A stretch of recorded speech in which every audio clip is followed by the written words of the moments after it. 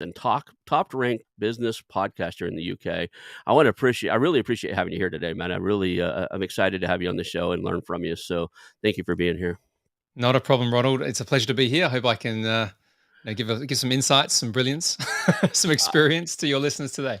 Yeah, I was looking through your profile, man. You've been there and done a lot of this stuff. It said something like over 100 acquisitions, 110 plus or 117, over 100, and then you Yep. have like over 26, 27 exits already. I mean that, I know those numbers change all the time, but that is impressive. And you look like a pretty young guy for having that type of experience. So I'm excited to have you here. Uh, let's just kind of start off with how did you get in this space and what is your expertise, kind of your origin story, so that people Yeah, can sure. connect with I can you. get into that. And I may look young, but I'm 48. All right. So Oh, I've only been 2 in years this younger than me. I've been in this business game for a while. Yeah, so I'll give you the kind of quick checkered past. Most of my experience in those acquisitions and exits is during my time in private equity. I went from being the CEO of a number of businesses to then being an operating partner, and I can kind of get into all of that. I'm sure some of your listeners know what that is. And I worked with some of the biggest companies in terms of businesses that were their whole strategy was around M&A, right? So, I had experience in the corporate phase, in the private equity, smaller businesses, all of that sort of thing. But it started many years ago. I started my first company when I was 18. It was a personal training business back in the early 90s, right? So, these days people have personal trainers, it's not as rare to have that, but back in the 90s, the only people who had personal trainers were doctors, lawyers, stockbrokers, people like that. It was like a luxury. And of course, my clients were people like that, right? So they were high net worth individuals. And I joke a little bit because my first exit was selling that company to one of my good friends for 3,000 Australian dollars, which it's like, I joke, it's probably like a Starbucks coffee these days, right? It wasn't a lot of money. And that allowed me to move from where I grew up in Adelaide, South Australia, to Sydney. And I started working for News International in the magazine division, and that's where I started to get involved in corporate strategy, M&A. I started off in marketing actually, but I moved into the M&A world, and that allowed me to move from Australia to the UK, where I worked with a really big publishing group called EMAP. And that was a group that exited, was sold into private equity in 2008, and I was involved in the breakup of that company, and also a number of different strategic partnerships and acquisitions while I was there. And after that, I ended up in Getty Images. And if you want to look at a case study of how to grow and scale via M&A, Getty's kind of the poster child of that strategy. Certainly over the sort of mid 2000s, because we did 46 acquisitions, I think, when I was there, and we ended up selling the company twice while I was there. And I think over its history, it's been bought and sold 5 or 6 times and is now worth over $5 billion. But I was involved in that.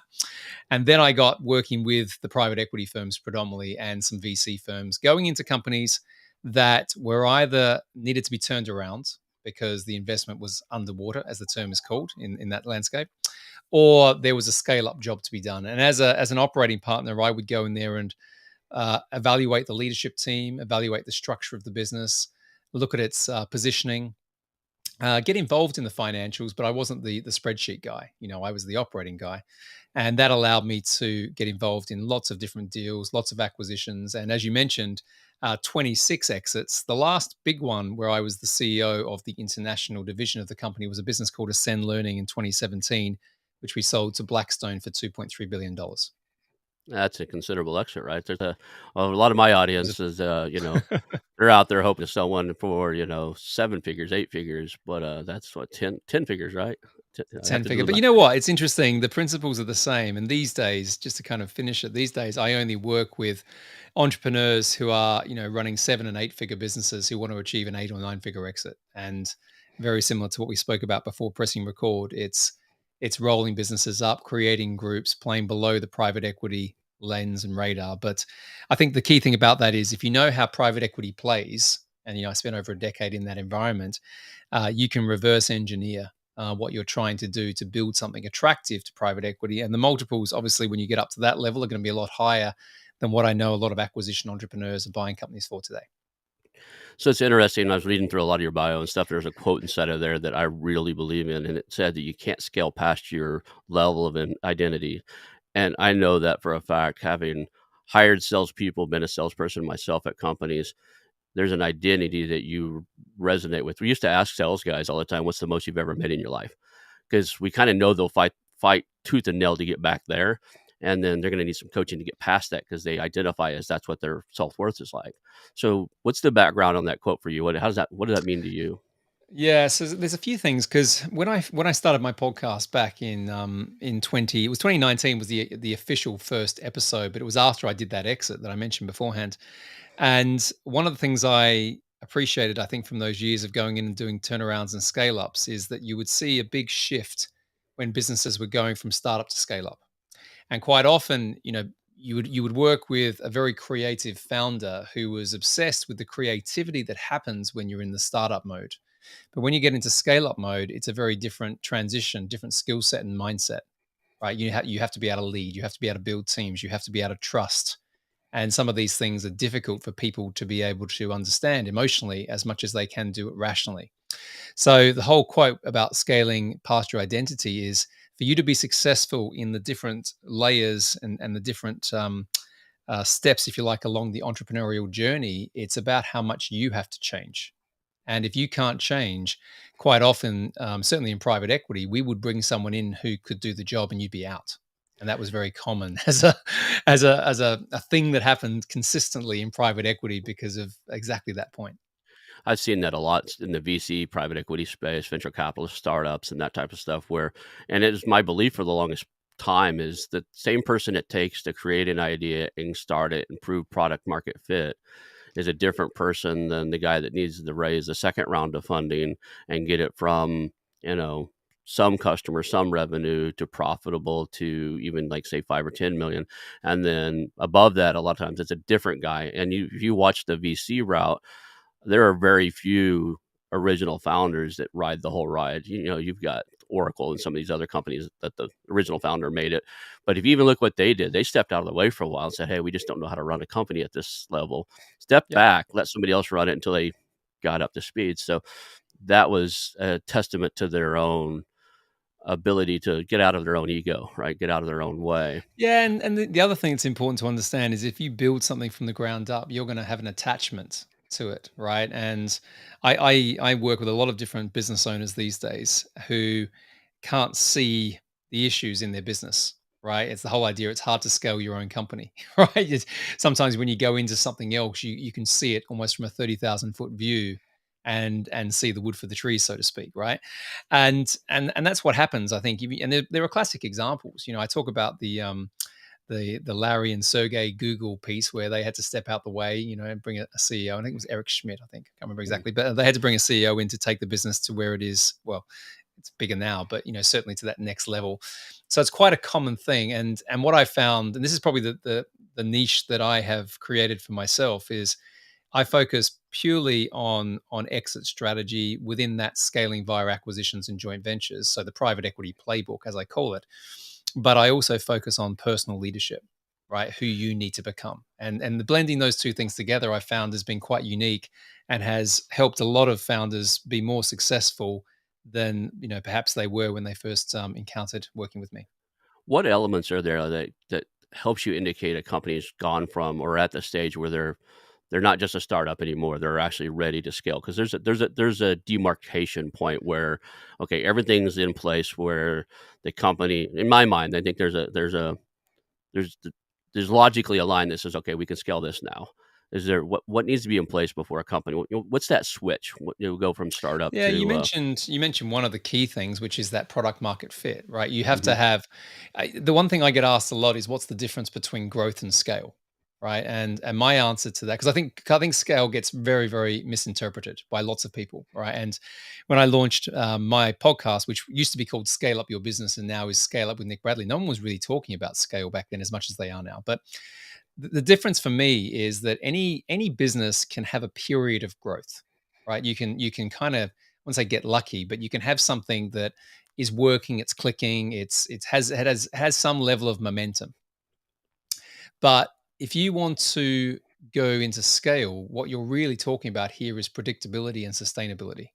So it's not growth that happens randomly for a period of time, it's growth that happens with a high degree of precision. And so what I say is there are businesses that need to first prove they have product market fit.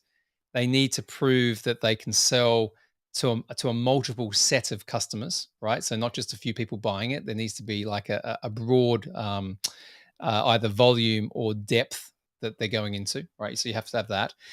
You have to be able to have a certain number of people in the business because things are getting so busy that you can't just do it, with 12 people in a shed anymore, right?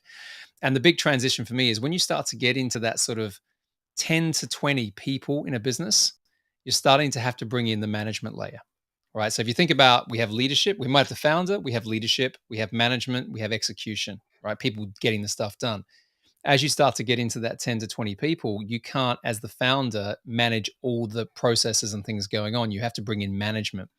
And that's usually the indication of when you have to start to lead the business through people and process, which for me is certainly one of the best definitions of entering into that scale up part of your journey.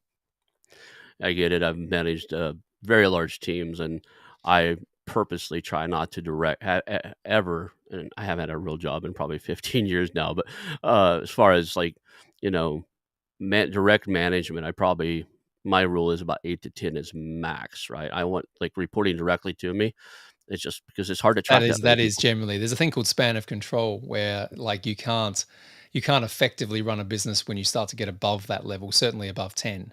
But the Right. other thing also is, remember, you lose the ability to be strategic when you're managing the minutia all the Right. time. And so these are the other things that can bring founders down because they get stuck in this. It's almost like a hamster wheel of they can't think big enough to then start to move the business forward because they're managing all the other tasks that are going on. And that's why a lot of businesses never really succeed scale up. And it's not an easy process either. So a lot of businesses say they want to scale, but the thing I ask them is, do you really want to scale? Do you actually understand what that means? Because you can create a great lifestyle business making you seven figures a year if you want to do that and have an easier life. Scale up's a very different beast, in contrast to that. I get it. And, I've interviewed probably in the last 2.5 years 200 plus easy because I did 200 for the marketing roll up we were in, but probably closer to about 300 plus business owners now. And most of the ones they're probably most of them are under the 10 million in revenue mark. A lot of them are under the 1 million in revenue mark. Pushing close to the 1 million in revenue mark. But hovering around it. But many of them are in that, and they're all wearing so many hats. And they're like, "Hey, I'm ready to acquire other companies." It's like, nah, I don't think you're ready to. You think you're ready. You're ready to grow, but you're doing too many things right now, and I don't think you can take this on. Well, that's why I've got you here. It's like I'm not coming and putting 40, 60 hours a week like you do. That's not what I'm into. I give advice, I help, similar to what you do, but to smaller companies. But we've got to make some changes here. We got to free up some of your time because this is yours and you need to own that strategy and you need to quit doing like one of the guys is he's out there fixing machines when they break, right? He owns a fairly large machine manufacturing company. Like they manufacture parts and stuff, but like he's the lead sales guy, lead maintenance guy, just like all these different roles. And he's making plenty of money to hire those people in. He's just like, no, no, this equipment's old. I don't want to replace all the equipment. Uh, you know, um, I know how to fix it. The parts That's don't like exist. it's what I said before, though, isn't it? There's a when I said trust before, it wasn't just about trusting others; it's also trusting yourself, Right. right? And a lot of people can't get over that. There is so much personal development slash mindset when it comes to scaling a company and certainly achieving a life changing exit. There is so much, and the one thing I've got lots of different perspectives I can share on this, but in private equity, after spending a decade in there, and a lot of people joke because have you ever seen the TV show Billions? There's a Yeah. Yeah. character Bobby Axelrod. Yep. It's my little Bobby. Um, a lot of my friends, call me Bobby Axelbrad. They call me because my world was like that, right? But the one thing I will take away, from those years in some of the bigger private equity firms is the level of precision that we operated in terms of like how we got stuff done and how well it was executed was kind of Navy SEAL type of stuff, right? It was there was no randomness about anything we did. So when we bought a company for whatever it was, a few hundred million, we knew we were going to get 2 to 3 times return on that. So 2 to 300%. And we actually knew where the exit was going to come from in many cases before the deal was done. Right. So there's that level of stuff that's quite interesting for people to understand. So when I decided to leave the world of private equity back in 2017, 2018, I decided to bring all of that thinking, because that thinking is not, isolated within private equity, right? You can do that if you've got a business that's doing 7 figures, but it's a different way of operating than how most people do. I don't think many people operate with that level of intentionality, right? Good Like, word. Exactly. yeah, yeah. So I think heading into something with intentionality like this, I plan on exiting in 5 years, and here's the 4 companies, or I hate when people put it all in one bucket. I've got a guy I've been talking to. I'm building this to sell to Google. I was like, what are you going to do when Google doesn't want you, right? So 3, 4 companies, in my side. What is your thought? You looked up to the side there. We just said that. Is it okay for somebody to build like with the target of like I'm selling it to Google, or should they have a Well, okay, so I don't work with this is gonna sort of probably say something more about me. Anyone who rocks up, on my Zoom call and wants to build a unicorn, I don't work with them. I don't I didn't work with this guy. He's like, "Yeah, I'm not doing that. I'm not I tell you I why, call and it it's not. unicorn hunting. I don't do unicorn Yeah, hunting." Yeah. there's more. Listen, I don't judge anyone's level of ambition, right? So I think if anyone's got that ambition to sell to Google or sell to Facebook or create the next Facebook or be the next, Elon Musk, awesome, big clap, right? But what I often say is like it's a little bit trying to win, the 100 meters before you've even entered your first race, right? Like the one thing I found that's the big shift, and having been involved in those 26 exits and seen so many people realize true financial freedom, right? The ability to not ever have to think about money again. By being there, I often say, listen, get your first exit out the way. Work on the number that's going to change your life. Maybe the number that's going to start to give you some generational wealth, right? And Mhm. quite often that number is about 15 to 20 million dollars, right? It's funny, I ask this question on stages all over the place. And you know what? If you had that in your bank account now, right, and you invested it well and you went out and bought other businesses using the skills and the experience, the network that you have, you can probably get that to $1 billion pretty quickly, right?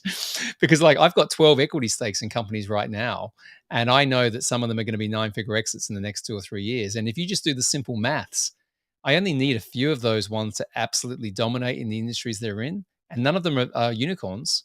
And I'm Yeah. going to have more money than my family ever needs from that. So Without without saying what they are, because you don't need to do that. But what like are they in software? I mean, what industry are they in? Or do I you go for have, the I boring have, industries? yeah, boring. I like boring. I like, as I call it, non-sexy industries. I have a marketing agency. Okay. I have actually have a couple now because we're going to merge two together.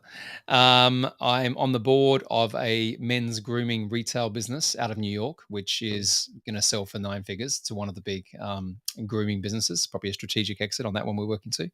I advise a fintech out of London at the moment, which again will be another 9-figure exit.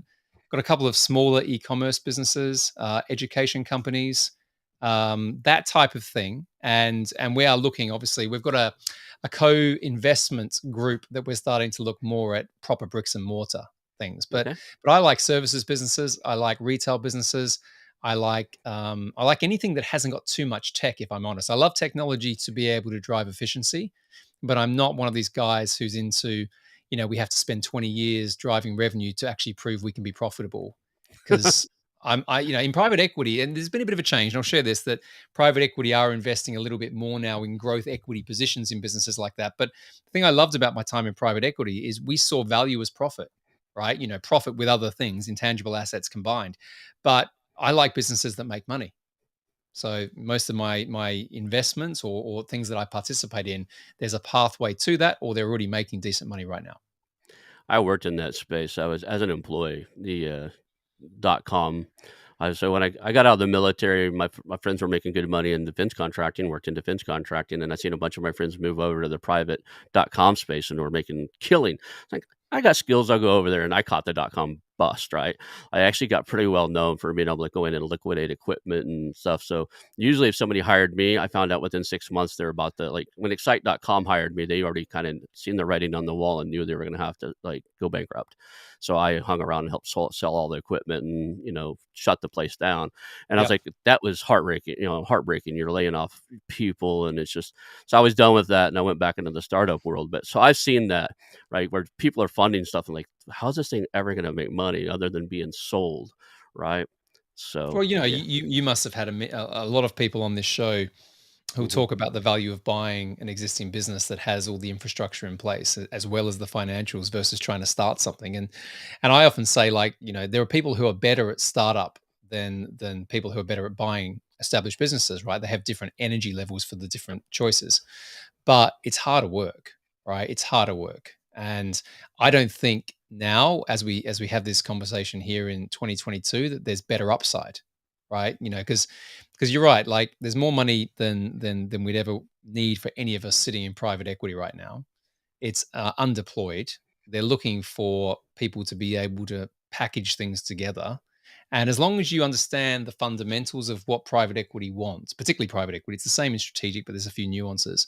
It doesn't take that much effort to be able to structure deals, structure groups through roll up or other different techniques to be able to be appealing and attractive to all of that capital that's sitting up the chain.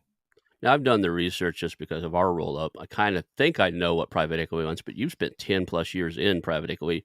Can you give us a little insight of what private equity wants, or maybe even what they want now? Which, Yeah, I'll give you. I think for people here, because I know a lot of people listening to this are kind of acquisition entrepreneurs. They might have done their first deal, or they're looking to do a deal, and I'm more than happy to demystify things like the whole no money down stuff and all of that, because I've got a strong view on that whole play. But in private equity, I'll give some sort of levers, right? So one of the things that I spoke about recently on a stage in a big mastermind down in Tampa was a concept called OG plus SG equals EG, right? So OG stands for organic growth. okay. SG stands for strategic growth. So imagine adding those two things together and you get a compounding effect, which is exponential growth. So in private equity, we will optimize sales and marketing. We'll make it as efficient as possible and as predictable as possible, because it's almost like I call it table stakes. So organic growth is really how well you can drive leads, inquiries into your business and how well you can convert. Okay. And then if you want to go a little bit a step further, how you look at repeat purchase, frequency of purchase, and lifetime value. Okay. Really important metrics. If you've got a business that has high levels of predictability around their organic growth engine, that's going to give you a high multiple at exit. But then the strategic growth is the bit that people miss, right? Which is driven predominantly by joint ventures and acquisitions. And most of the businesses that I advise, particularly the ones that are sort of 7 and 8 figures, the first thing we do once we've optimized their organic growth is we start to get them doing JVs, right? Up and down the value chain. And the reason I do that is because I know that if we get the right joint venture partnerships in place with bigger entities, the next conversation is going to be a potential exit. And most of the exits that I advise on are not investment banking closed auction processes. I don't have anything against them. In fact, I think they can be very, very valuable. But if your number is, I don't know, 20, 30, 40 million, and you've got a big entity up the chain who would love what you do as long as you've positioned it well, you can orchestrate an exit, I found, within 36 months by being very clear on that. Now, I'll go back a step to your question. So Yeah. what do private equity look for? Well, firstly, the value of a company is not based on its value today, it's based on its future value. So the high multiples that you see, and I've been in the biggest the biggest multiple deal I've been involved in is 36 times EBITDA. I can explain Wow. why that happens.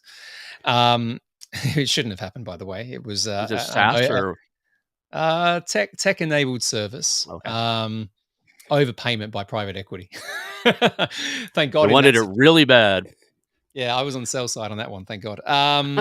But we want something that first and foremost, it's unique and remarkable in a market that is growing, right? That has some level of momentum or scale to it. Okay, so we even a great business going into a declining market is not going to get a high value. So first and foremost, you've got to have an understanding of how good the market is, and some markets are in different stages of development. So what I mean by that is there are some that are in growth. They're acquiring already, right? Or they're in consolidation, meaning they're not acquiring, they're just getting more profitable.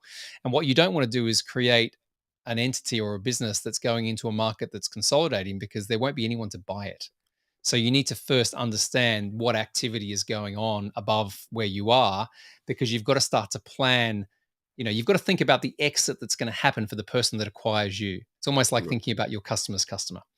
Then you've got to look at the way you're building the financials, so that, as I said beforehand, you're looking at sustainability of revenue or profit performance. So you want to be able to show that the predictability that you've created and certainly had working for the last 2 or 3 years can continue for the next 3 to 5 years. Okay. But that's only 30 to 40% of the value. Okay. So most people think the financials are the most important thing. They are the most important thing, but only by 30 to 40%. The thing that screws up all exits, okay, the thing that gets private equity coming in and buying low to then rebuild and sell high, is all based on the intangible assets in the company. Quality of the leadership, quality of the structure and processes, quality of the customer base. In other words, not having over reliance on too few customers. And, if you want to get bonus multiples, subscription, or some sort of recurring revenue. And then the quality of the brand and the quality of the culture. And all of those things, which is about 60 to 70% of the value, it's what I call transfer value, are accessible through due diligence. So if you think that, oh, no, how can someone assess the quality of the leadership? Trust me, in private equity, we do. And if you've got poor people or people who are not locked in, they're not part of the journey, or they're just not very good, you're going to get a lower multiple versus someone who has actually thought about that stuff well in advance before they put their business on the market. It's interesting. Many of the businesses I've seen, especially in the $5 million revenue and below, have the wrong butts in the wrong seats, Yeah. and some of them even know it, and they don't know how to fire somebody, and they don't know how to replace them. Like, This is, and there's always a story behind it. Well, that guy saved me 20 grand 5 years ago, and it's like, yeah, he cost you that a month now in lost business because he's not performing, right? There's some loyalty to some favor that happened a long time ago. I mean, there's always a story as to why, but I've seen companies with what I refer to as literal poison pills. Companies like, there's a negative person there, they drag everybody down. Nobody likes to work with him, but he's their lead engineer, so they keep him. And it's like, how many people out there are trained with that skill set? You know, 7 point something, almost 8 billion people on this planet. I promise you can find somebody with that skill set and has a better attitude and wants to work with you, right? well, the So, the other thing that's interesting, and this, I'm part of the Exit Planning Institute, and we do a lot of research in this space. And the statistic that flies around the place, which I found to be true actually, is this: only 20% of businesses doing under 10 million in revenue actually sell. Right? Will sell in favorable enough terms that the owner of the business is getting what they want from it. right. Right. And that's an opportunity for acquisition entrepreneurs to go in there and say, well, they're not going to sell up the chain. So we can go and do deals which are favorable to us as the buyers. But to be frank, it's not a great situation for someone who's spent 30 years trying to build something that they can transfer for their retirement. Right. But the reason that, and I wrote a paper called, Why Your Business Won't Get to Eight Figures and How to Fix It Fast, right? As a 46-page kind of little mini guide book. And I wrote that book because I was going out there and speaking to all of these businesses that are doing 5, 6, 7 million, 8 million in turnover, maybe making a million in profit. But when you kick the tires on these businesses, no one's going to buy them. Not, I might turn up and buy the business and do some sort of cheeky deal, but that's not going to serve the person who started the business. No. And so I have a big issue with that. Once they can get a bit of scale to them, then they can start to move up the chain. And that's when they can get the real rewards of a decent exit. So 40% of it is the financials, the EBITDA and the balance sheet, cash flow statements, and how Yep. well that's put together and how well it's done. And then, you know, a large percent of it is in the management and team. And then you talked about Yeah, there's scaling and four. Yeah, I'll give you the four things. So it's important. There are 5 dimensions that I advise people look at. So the first one is finances, as you spoke about. So that's about 40%. The other 60% is against four separate intangible assets: people, processes, customers, and what I call social, but it's brand and culture. All of this also is supported by the Exit Planning Institute. You have to get all those things dialed in. And then the last thing you've got to do, and this is the thing that can give you the big kicker on the multiple, is you've got to position the business in the sales process to the things that are most favorable to the entity that you've targeted to acquire you. If you get that right, there's almost like three parts of that: financial, Yeah, positioning, intangible assets. If you get those things right, you'll get a multiple at the highest end of the range within the market you serve. that's awesome. So you said something earlier on. I want to circle back around to. You said you were strong. You had a strong opinion to these zero down, no down deals. What is that opinion? And kind of give me Yeah, a I'm happy little to share it. insight there. Yeah, I mean, the problem a little bit with again, remember my background is always going to be influenced by the private equity way of doing things, and trust me, back to my Bobby Axelrod thing beforehand, we didn't do things always that ethically. Right? Certainly, some of the things I sat in boardrooms about were not things I'm proud about. Talking, now that I think about where I've come.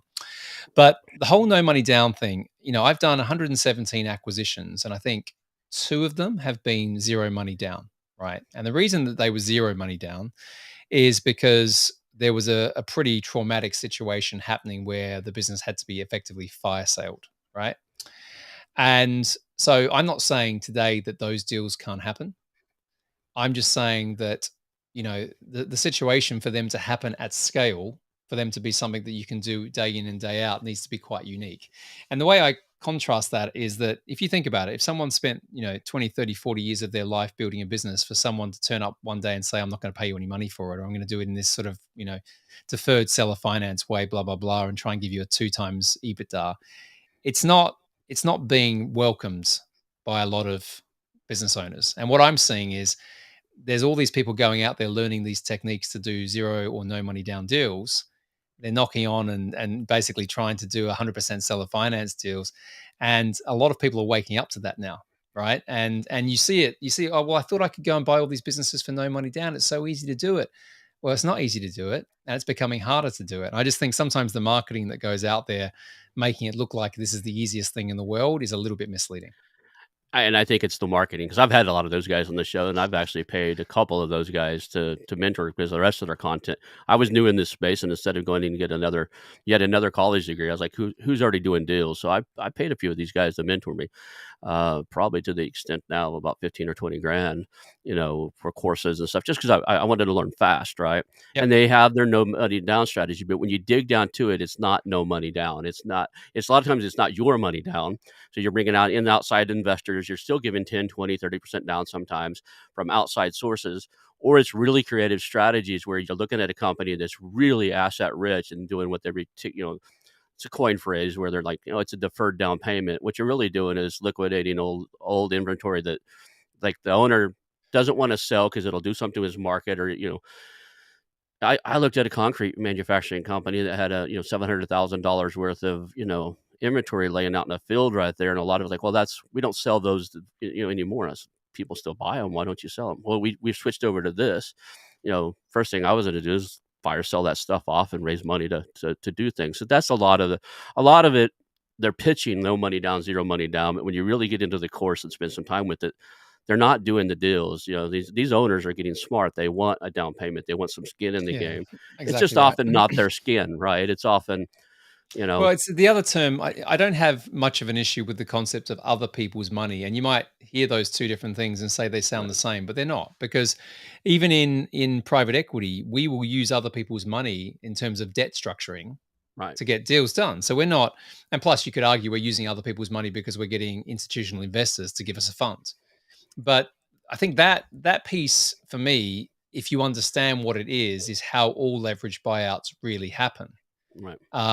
What doesn't happen is this idea that you're going to kind of, starve an individual who's had this business by giving them this kind of long runway with no skin, and then I've heard the concept before of, oh yeah, but if you can't pay them, they get the business back. Well, they didn't want the business in the first place, and why would they give you the business, that you can then stuff up and then get it Mm, back and it's worth less? So, so my view, and this is my personal view, is if you have the ability to put 10 to 15% down on most deals that are sitting sort of, in that under 10 million range, where you do have an owner that wants out and all that sort of stuff, you can leverage a fair bit so that, 50% of the asking price can be your closing payment, and then 50% can be structured in different ways. I've seen many, many, many deals happen like that. The issue I find is a lot of people will go and do these courses, do these programs, but they haven't got the ability to put 10 to 15% down. And if they haven't got a mate down the road who's high net worth or whatever else, then unfortunately they spend years trying to do these deals, but they don't get success. It's like, and a lot of them wait. I get people constantly, probably once or twice a month, or sometimes like 3 last week. But it seems like it's more lately, maybe just 'cause I'm getting traction on. They'll call me and go, "Hey, I've got this deal, but I need 200K down." I was like, Oh God. I don't, I get 2 or 3 a day, mate. I get 2 or and 3 a and it's one day. of those. Look, you seem like a cool guy, but I don't know you, right? And I'm still starting out, so any cash that I've got laying around or can scrounge up is for something I'm going to do, and I don't want to be rude to them, but it's kind of what I'm pretty straightforward, right? And I just like, and they're like, "Who do you know?" And I was like, "That's the other question. You don't call somebody that's an acquisition entrepreneur and say, 'Who do you know that can loan me 200K?' Because if I've got people I call it shelf money. I used to do it in the real estate space all the time. If I know people that are willing to loan me money, those people are willing to loan me money because of my reputation and my ability, and I'm not loaning that to you unless I'm in on the deal and I can control it, right? I'm not loaning you my reputation either, and that's what you're asking somebody when, like, who do you know? It's like, hey, will you loan me your reputation so somebody will give me 6 figures, 7 figures? And the answer most often than not, I don't know that I would do that for many of my own relatives, you Well, know, yeah, the answer is no, right? right? And I mean the two issues I see at the moment, and partly why I suppose I do what I do and have a number of people reaching out is, first and foremost, people have to understand that you can buy businesses in a leverage way and you can do it successfully and you can do it repeatedly, but it's not just about no money down, right? So you have to build your network, and that might take you 18 months to 2 years to go out there and build the network where people do have the resources that you need, and then you have the resources they need, and you can formulate some proper groups or partnerships. So that is possible, but it doesn't happen straight off the bat. If you go into this world with no cash thinking you're just going to land a deal, it might happen. I've seen it happen, but it's a real needle in a haystack situation. So that's the first thing. The second thing is I'm also finding a lot of people now who are successful in buying a business, but they've never actually run a business. And they get these deals, they go and leverage them. They've got the networks to do that, but then they end up with a business and they've got no idea what to do with it, and they're putting themselves at massive amount of risk because they've already leveraged the assets in these businesses to get the deals done. So they're great deal makers, but they're really crappy business owners. Okay, and we get inundated with one of our programs, getting people like that, acquisition entrepreneurs coming in who've now got a business and they're like, how the hell do we run this? And I think there's an issue there. There's a big issue there because like they're going to end up bankrupt, or they're going to end up in a bad situation because they haven't thought about what happens after you've actually got the thing. It's interesting because I have the mindset where I've created more than one company that pushed the high 6 figures and almost the 7 figures in revenue, fairly profitable, but I've never crossed that. I mean, I've never, like, even the real estate investment company.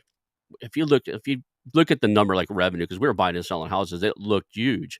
But if you look at profit, because we're buying a $150,000 house, we're making 10 grand on it, right, or 20 grand or Yeah. 30 grand. A home run for us was making 40 grand on a house.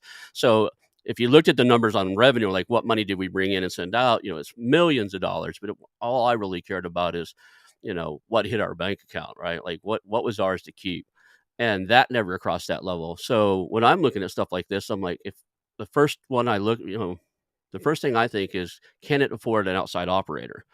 Because if I buy something like that, I'm not the CEO, I'm not the general manager, right? I'm the owner. I own the majority of the share of it, and but I need somebody in there that's done there, been there, and it has to be able to afford that. So it cuts down the number of deals that I'm looking for, because a lot of those companies, they can't, and I don't need them to pay 6 figures to me while they're growing or anything. I want to own and control it, but I want to be able to hire and fire the CEO, but I don't necessarily, and I want them to have skin in the game too. So, but I know that that's not the right spot, right?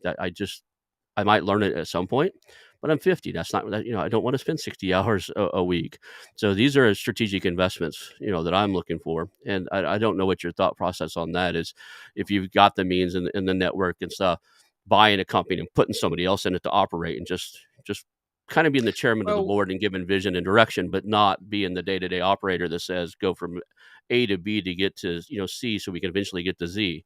that's I don't know Well, that path. you still need to understand business, right? Yeah, So the best people I think to enter the acquisition entrepreneurship space are people who have come maybe from, working for a larger corporate. Let's say they've yeah, been a sales manager, sales director, a VP of marketing or something like that, or operations.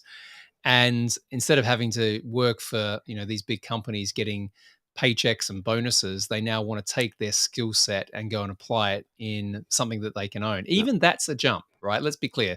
Going from employee to a business owner is a jump. But what I'm finding is people are kind of, doing deals, as I said beforehand, saying what you're saying, actually, I'm just going to go and hire someone who can run the business. But if you don't know how business runs and you're like the chairman of the board or chairperson of the board, that's not going to work either no. because why is that person going to respect what you say? Because you don't know what you're doing.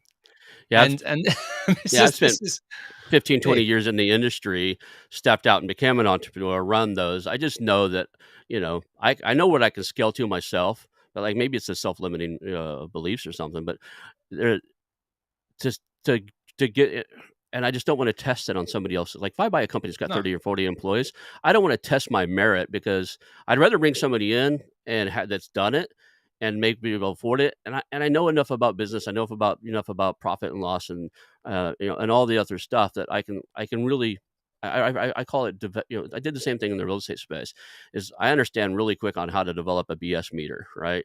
I know when Yes. something's working right. I know it's on the right path. I know if you're trying to BS me. I know when things are hey, wait, something's not right here. And if you don't have that, if you don't have enough experience in the background to kind of know where things should be going and what it should look like, I 100% agree. You shouldn't Well, be the let chairman of me the board. I'll tell you the way that I've advised people in this situation, and the ones that come to me who have bought a business are usually people who have some business knowledge, but they still struggle, right? And Yeah. again, if I come back to the private equity playbook, how do we do it in private equity, right? Because it works, whether people like it or not. The track record of millionaires and billionaires from private equity speaks for itself, and we have a broader, people call it a deal team on the Mhm. acquisition entrepreneurship side, but I call it an advisory board, right? And the key roles that you have around you to be successful, right, in private equity. Firstly, you have a fantastic CFO or finance Mhm. person, right? FP&A, so they understand financial planning and analysis. Because regardless of whatever business you buy, you need to understand the numbers and you need to understand forward planning and projections, Mhm. forecasting, scenario planning. Second thing in private equity is, the operating partner model, the thing that I did for a number of years, works extremely well because you have someone who's actually run businesses, sold businesses, scale businesses, hired, fired, fixed issues, problems. So, even if you are going to go out there and buy companies, my advice is create like a mini board. You can be the chairman if you want, but have someone on the Right. board who's kind of been there and done it. They can be your operating partner. Give them a small bit of equity. Right? They don't have to Mhm. have much. These people like me, I have, as I said, 12 different equity positions. They're small micro stakes in these companies, but I get to then have a big portfolio, which I love. Right.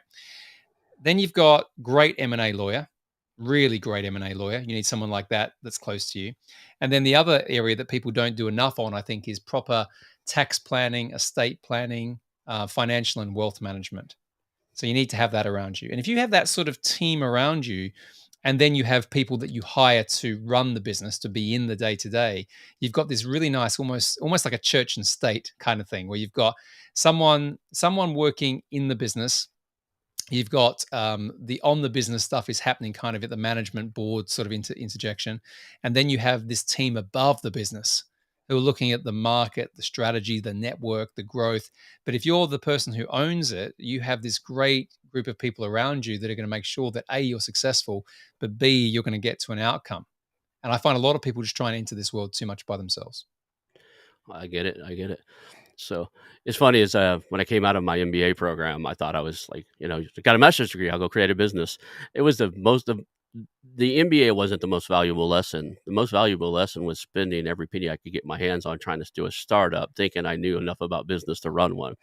And I created an online dating service. And the trick with it was the unique spin on it was we were trying to keep people honest inside of their profile, right? Like, so we had this thing called honesty first. We never really got traction. There's a chicken and egg problem. So I spent every dime getting this thing Sounds up. like I'm just thinking as you're talking about it. Yeah. And there's two big problems, right? The chicken and egg problem. Nobody wants to be the first lonely soul in an online dating service. And then, like, so you get to getting people to create profiles, right?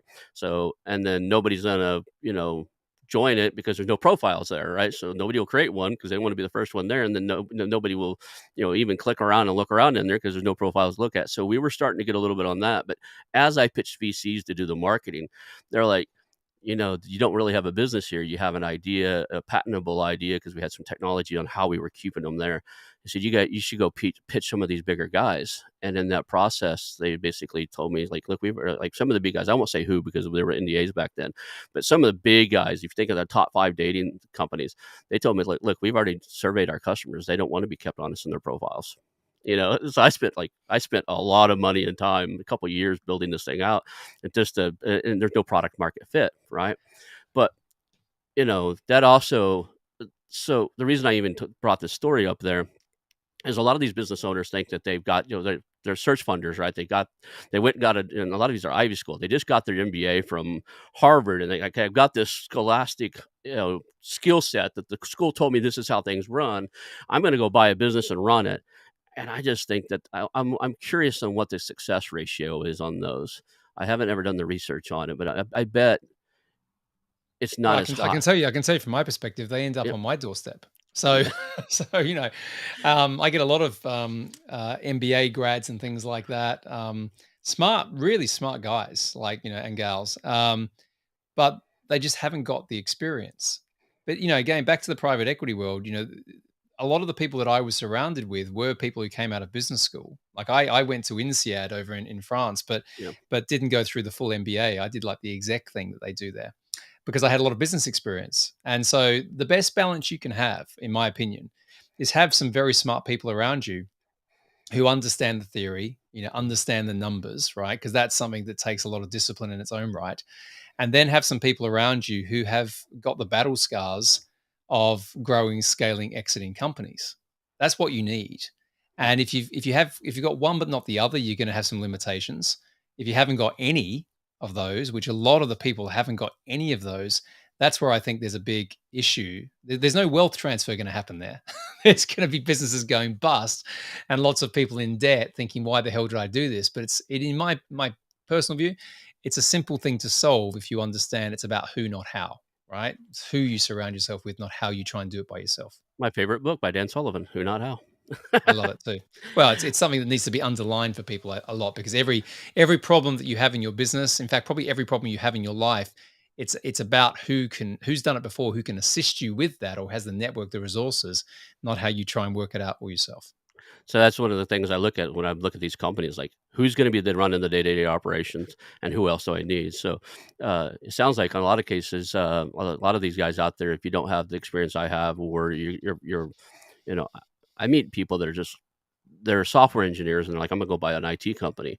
Like you've been a programmer for the last 15 years, running a P&L, have you ever had P&L responsibilities? Like, no. It's okay.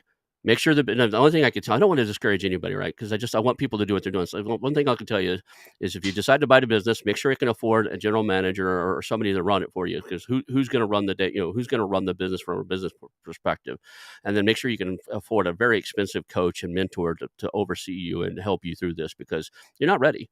And I'm blunt with a lot of people, and that's okay. They can like me, not like me. I've been called the asshole word more often than I can count I'm on my sure fingers they of toes. they probably respect you though, because remember what you're doing though is you're being truthful about some of the BS that they've been told, Yeah. right? And the marketing machine out there in this space, like everyone can buy businesses and all that sort of stuff. It's just about how you think about it. Eh, it's not that, right? It's part of that. That's not wrong. Let's be clear. The stuff is not wrong, but it's not 100% right. Right. So people do have to know this. That's why when I go on podcasts like this, I'm very open about it. Mhm. That there is a way out. It's not like you shouldn't be doing it, and I think buying a company versus starting one right now, today, for the next decade is 100% the thing people should be doing. Even if you want to start a company, go and buy a business, flip it, make some cash, then start a company if you want to with the right resources.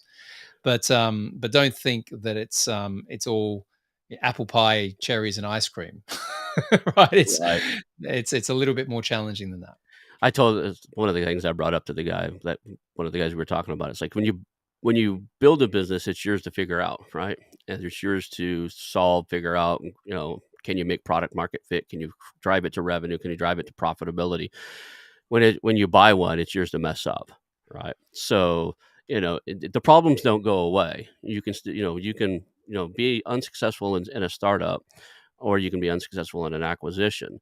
The difference is at least with an acquisition, is that if you let it run the way it's always run, it could flounder, it could do other things, but there's a better chance than not that it's still going to make a little bit of money because of the customers that are there, and everything that's going. So I'm a big fan of buy versus build these days. Mainly because of my age too. I just turned 50, and I'm like, I just don't want to pull 80-hour weeks anymore. There's a lot of ideas I look at. It's like, I'm just gonna build this. There's one I've brought up in the last 3 or 4 shows. It's around the acquisition and merger space, about early indications of people wanting to leave after an acquisition. Right, streamlining or baselining all the LinkedIn profiles and everything else, so that you know what's normal for changes, and do change detection when you announce an acquisition or merger. How many people, that that sounds like a great tool that people would I've heard buy. something like this. You know what? There was a business that actually did something like that a number of years ago. I'm not sure. Well, they were actually backed by Gary Vaynerchuk, Oh actually, yeah, because uh, it was very similar. So it's a good idea, because you're right. People go and change their profiles when they feel uncertainty or fear, yeah. So if right? you And that baseline it and know that inside of your company, it would be very, very valuable insight. But I don't have the energy or stamina now at 50, or the desire to pull 80-hour weeks, hire engineers, and figure that out. But you know, so like there's a lot. As an entrepreneur, you're always going to have ideas, but at this point I'd rather buy something that's vetted, tried, proven, making money, and now I get to focus on how do we scale it, grow it, are the right people, the right butts in the right seats, as opposed to like, okay, do the customers even want this? I learned an extremely valuable lesson out of that one, and that was 15 years ago, 16 years ago now, something like that. I was like, maybe even longer, 18, 19 years ago. But like, just trying to figure that out, it's a high risk game, right? So Well, it depends what you're into, as I said from the outset. But a lot of people who, if they're going to start a business, don't think that it's going to be this kind of panacea of, like, everything's just going to be really successful and it's all kind of momentum and all that. I mean, there was a great drawing where, like, people kind of expect the journey of entrepreneurship to be linear, but it's this kind of like squiggly line of things going up and down, like, and my experience of that is true. I mean, because if I think about my own journey, I started a business, as I said, when I was younger. I went into scale up and acquisitions and exits for the majority of my career. And then when I sold, or was part of the exit of Ascend Learning, decided to become an entrepreneur again, right? To effectively go out there and start some businesses. Because I started my own consultancy off the back of that. But but knowing all the different things I was going to go and acquire and take positions within companies as well. So it's kind of a bit of both. But I remember when I was starting out the consultancy, I was thinking, God, why do people do this? Why do people do this? It's painful. And I suppose the one thing that I did do, which was very valuable, and looking back in hindsight helped, was I started my podcast. And because I talked about everything that I'd learnt in private equity and corporate, that was a great way of starting to get at least some foundations of my consultancy off the ground. But yeah, these days, I would never do that again. I would just go and buy consultancies and businesses that aren't performing and just turn them around. I just couldn't find anyone doing what I do now when I right. started that. So I had to kind of go into that startup world again, It's back interesting in that 2017.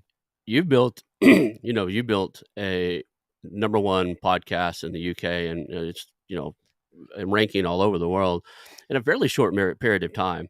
And I was kind of shocked that Feed Burner and stuff came out and started ranking me in the top 10 for M&A podcasts, and I'm like, I've got like 80 shows out. Like, how does this, and the volume isn't that high, and it's a very tight niche. I get that, but it's opening some doors. This is and I did it because I already paid for 2 I'll be 100% honest with you. I paid for 2 mentors, right?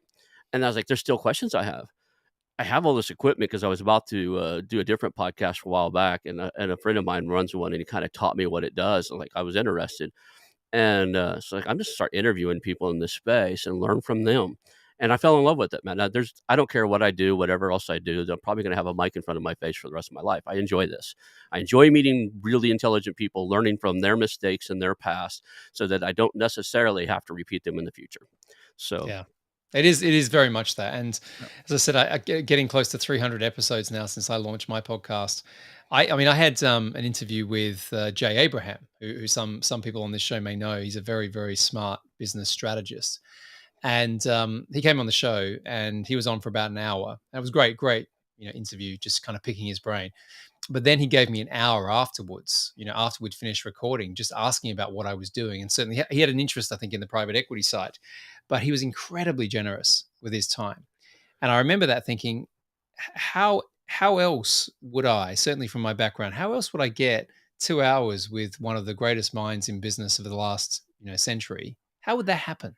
And I it's did happened more often than not, but it's and I've had incredible. some really I've had, some of I've had one of the coaches from the Black Swan Group, Oh yeah. FBI negotiators on here. I've had if you looked at what they charge per hour, I was, I was shooting 5 or 6 episodes a week for a while at the beginning of the year because I just got into it, and we sold our interest off in the roll up, and I didn't have any we moved to California, and I just didn't have much else to do, so I was like, "I'm just gonna interview a bunch of people," and sometimes I was shooting 4 or 5 episodes a week.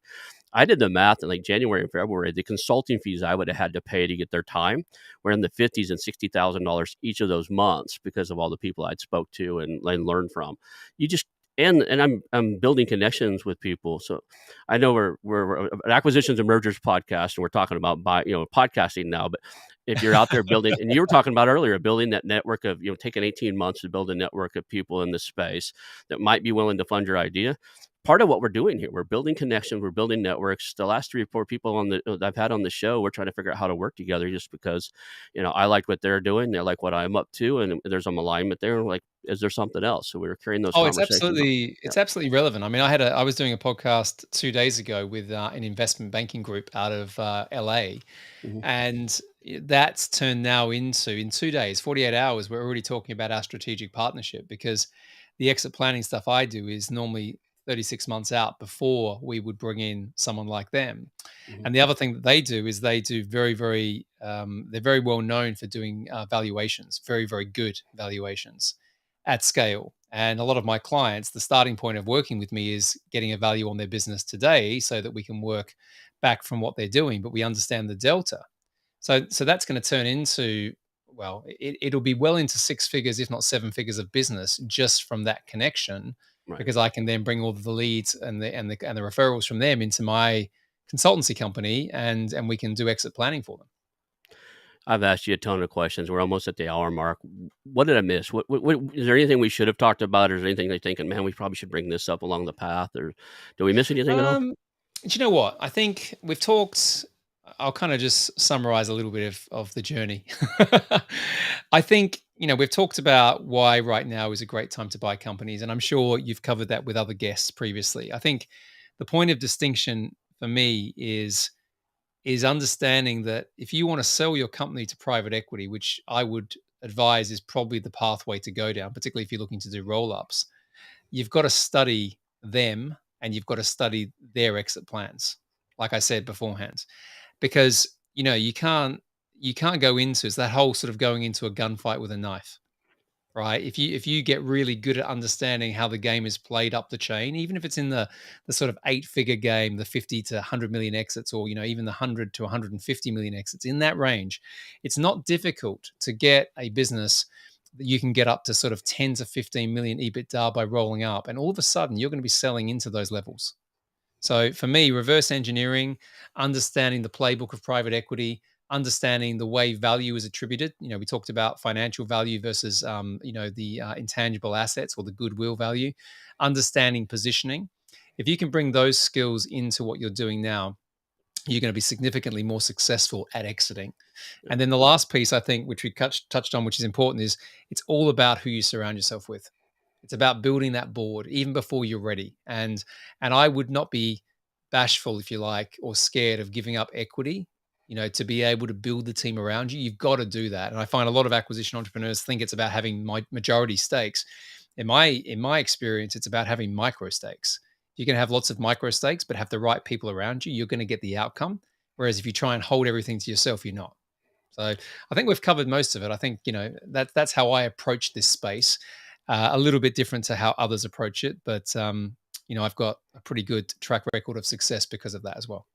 That's awesome, Nick. How do people reach out to you, man? And what's the best way to reach out? And if they want to work with you, tell us about how to reach out to you and how people can find your podcast too. Yeah, sure. So my podcast is Scale Up with Nick Bradley. You can see, if you're watching this on video, you can see a big scale up behind.